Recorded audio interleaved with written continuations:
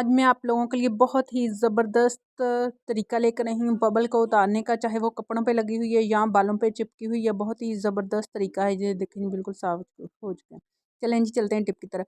बिस्मिल्लाहिर्रहमानिर्रहीम। अस्सलाम वालेकुम व्यूअर्स, कैसे हैं आप? आई होप कि आप सब ठीक होंगे। जहाँ रहें खुश रहें, आबाद रहें, मुझे दुआओं में याद रखें।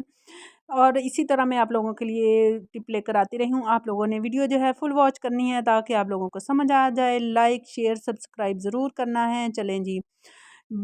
बबल चिपक जाना कोई बड़ी बात नहीं है, चिपक जाती है। बच्चे खाते हैं, शौक से लेके आते हैं, शॉप से ले आते हैं और फिर फेंक देते हैं। कोई पता नहीं है कहाँ फेंकनी है कहाँ नहीं।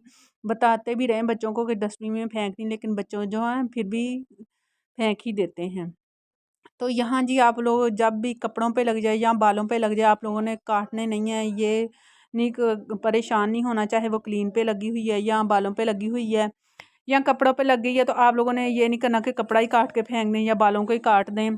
तो आप लोगों ने क्या करना है जी, बर्फ़ ले लेनी है। बर्फ़ जो है अच्छे तरह से ऊपर रब करनी है। जब तक वो रब हो रही है आप लोगों ने ठंडी यकजान करनी है। ठंडी जैसे बर्फ़ की तरह ठंडी हो जाएगी ना, जब जब अच्छे से ठंडी हो जाएगी तो इसने खुद ब खुद ही छोड़ देना है बालों को आस्ता आस्ता। ये फिर जब ठंडी हो जाए तो फिर आस्ता आस्ता आप लोगों ने बाल जो है निकाल लेने हैं इस तरह से आस्ता। ये देखें जी, मेरे बाल जो हैं बेटे के सारे ही निकल चुके हैं, बस थोड़े से रह चुके हैं, तो वो भी अभी निकल जाएंगे। ये देखें जी, माशाल्लाह से अल्हम्दुलिल्लाह से थोड़ी सी मेहनत करनी पड़ी है, लेकिन बाल जो है अल्हम्दुलिल्लाह सारे निकल चुके हैं, काटने नहीं पड़े।